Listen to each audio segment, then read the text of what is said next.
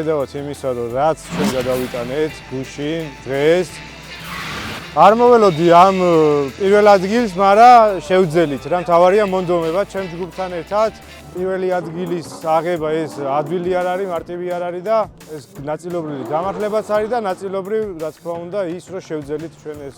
დღეს ვიმყოფებით რუსთავის საერთაშორისო ავტოდრომზე, სადაც გაიმართა BetFly Racing Season-ის 2025 წლის პირველი ღონისძიება. საკმაოდ ბევრი მაყურებელი დაესწრო დღევანდელ ღონისძიებას, რომელმაც საინტერესო და დაძაბული შეჯიბრი იხილა. წელს მაყურებელი უამრავ სიახლეს იხილავს BetFly Racing Season-ზე.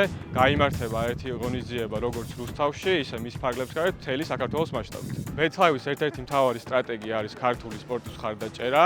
როგორც იცით, ჩვენ აქტიურად ხარს უჭერთ როგორც საავტომობილო სპორტს, ისე სხვა მიმართულებებს.